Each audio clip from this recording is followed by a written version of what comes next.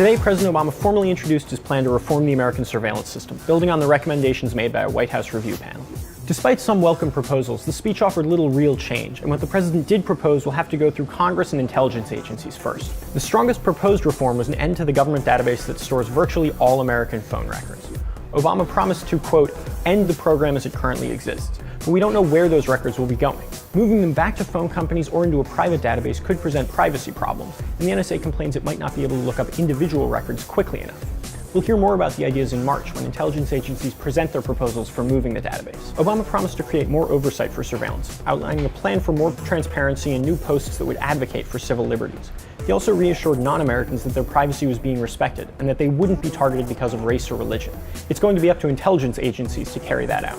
In an extraordinarily difficult job, one in which actions are second-guessed, success is unreported, and failure can be catastrophic, the men and women of the intelligence community, including the NSA, consistently follow protocols designed to protect the privacy of ordinary people. They're not abusing authorities in order to listen to your private phone calls or read your emails. When mistakes are made, which is inevitable in any large and complicated human enterprise, they correct those mistakes. The US has been in hot water for spying on world leaders, and Obama promised that if you're his close friend, he'll just pick up the phone and call you.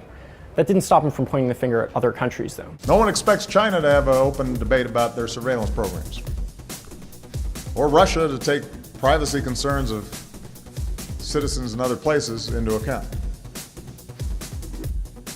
But let's remember, we are held to a different standard precisely because we have been at the forefront of defending personal privacy and human dignity. At the same time, the NSA isn't going to stop spying anytime soon. The president described surveillance playing a crucial role throughout America's history, from Paul Revere spying on the British to more recent counterterrorism efforts launched after 9/11. In fact, 9/11 came up a lot. The tragedy of 9/11 is 9/11. Another 9/11, 9/11, the aftermath of 9/11, 9/11, 9/11, the horror of September 11th, 9/11. Many of the review panel's proposed reforms are dropped entirely. The president didn't mention the NSA's programs for collecting email in bulk or breaking into the private networks of companies like Google and Yahoo.